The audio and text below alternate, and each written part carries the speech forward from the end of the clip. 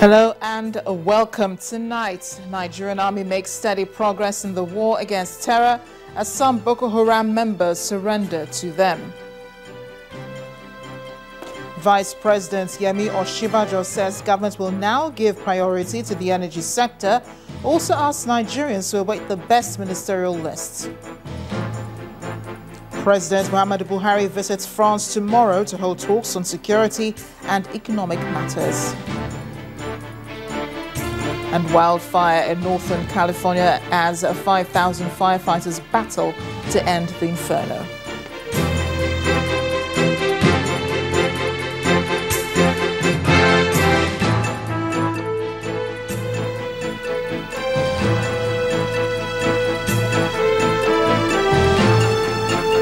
Good evening and welcome. I am Amarachi Ubani.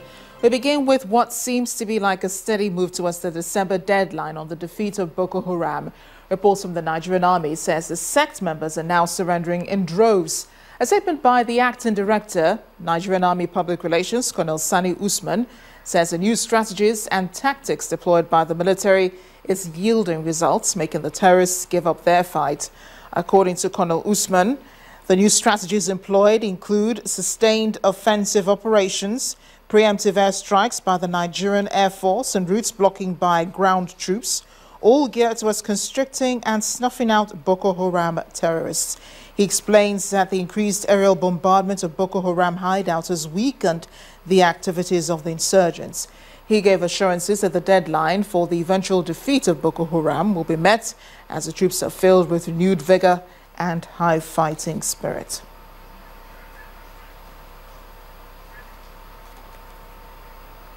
Meanwhile, President Muhammadu Buhari is making a three-day visit to Paris, France, beginning tomorrow. A major area to be looked at during the visit are issues surrounding defense, security, and economic relations. He will be meeting with the French President, François Hollande, the Defense Minister, and the Minister of Foreign Affairs at separate locations. His meeting with the French President will focus on how to tackle the Boko Haram insurgency. President Muhammadu Buhari intends to attract French investors to Nigeria, and he will be visiting headquarters of MEDEF, the country's largest federation of investors and employers. And before leaving that country on Wednesday, he will also have meetings with the top management of the biggest French multinational companies on their future investments in Nigeria. The president will conclude his visit with an interactive session with the Nigerian community in France.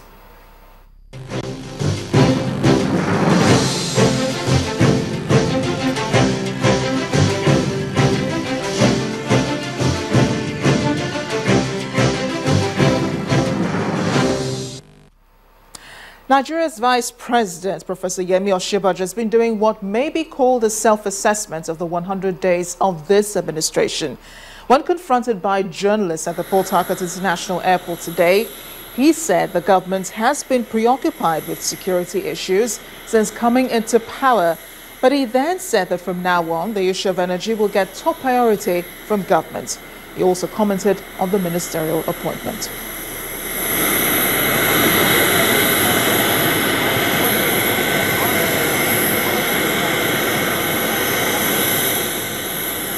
First of all, as you know, we're trying to deal with issues of power, stabilizing power, which, as you can see, is on.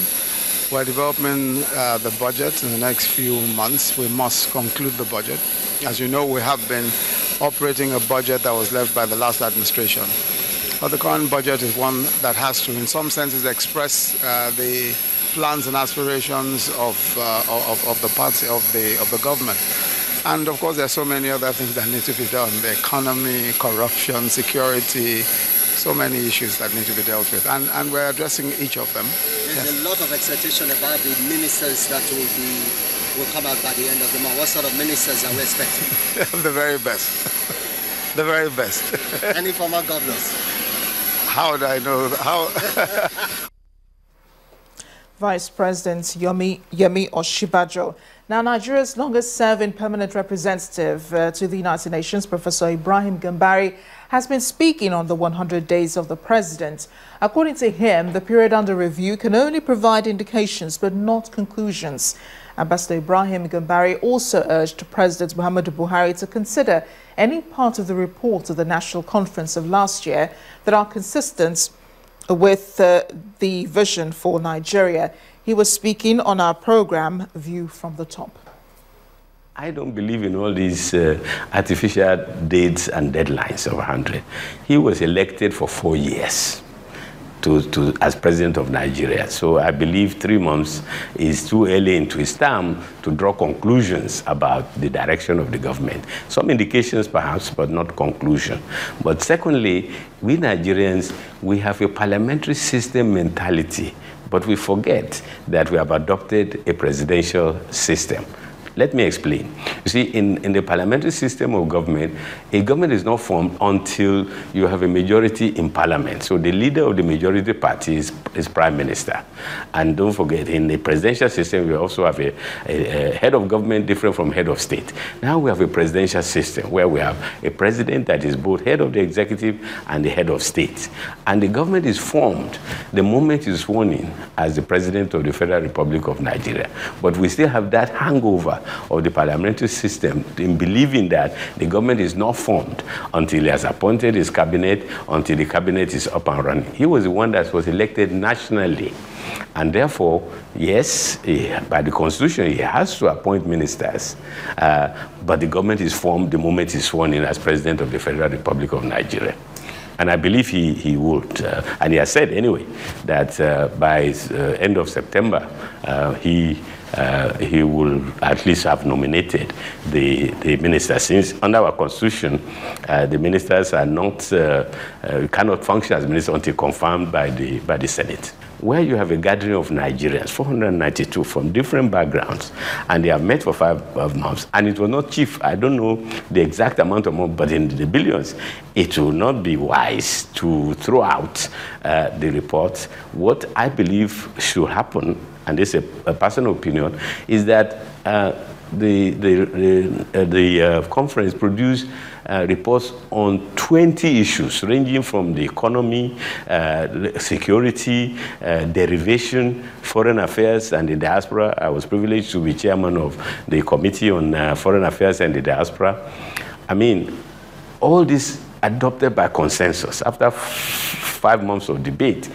Clearly, there must be something in those reports that is for Nigeria, and for Nigeria, irrespective of ethnicity, irrespective of religion, irrespective of political persuasion, is worth the new administration to set up a committee or whatever to look into these reports, and those that are clearly consistent with the vision of the president, with the manifesto of his party, and will serve the best interests of Nigeria. Those should be very seriously looked into and considered. There's more on this interview on View from the Top. It airs tomorrow at 2:30 p.m.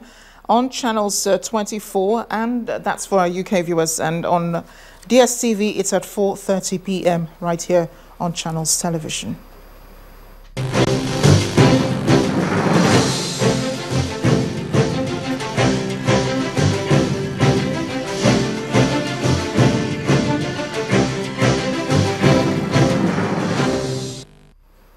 It's only weeks left before the Rivers State governorship election case is dispensed with at the State Election Petition Tribunal sitting in Abuja. The contending parties are making last-minute efforts to meet the deadline for the inspection and the collection of certified true copies of materials used for the disputed 2015 election in the state.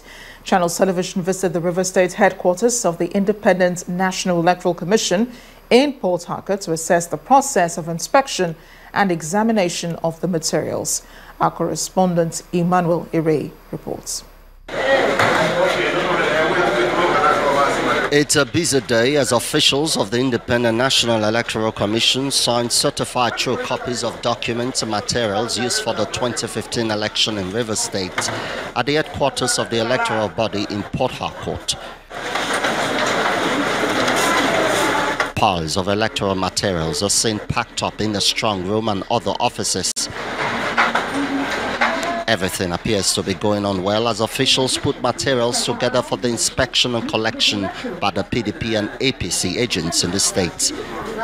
Agents of the APC are, however, dissatisfied with the process. We are also here to do forensic examination, which has been ordered by the tribunal. 4 times the tribunal has given that order repeatedly, that they should allow APC do forensic examination. That is the one INEC from their head office to the state office has refused. 4 times the court has given order repeated up till yesterday. When the PDP went to say, look, set aside this order, court said no. We still stand by this order. I am using the opportunity to beg INEC, to plead with INEC just to obey a simple order of the court to allow APC to do forensic examination as the court has directed. For the PDP, the cry of the APC is a false alarm. Those of our colleagues in the APC wants to, through the back door, bring in items and objects who are not part of the inspection process. And we are saying there's a judgment for 11th of June, there's another clarification judgment for 9th of July, there's another judgment for 28th of August, which we are asking if their lawyer who brought that motion at the tribunal was comfortable with what the tribunal gave to him at the 11th of June.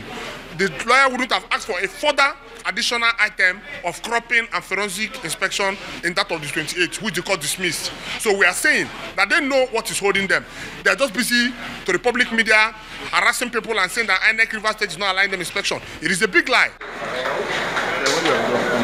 Though officials of the electoral body in the state declined speaking on the issues raised by the APC, the resident electoral commissioner remains satisfied with the conduct of the election.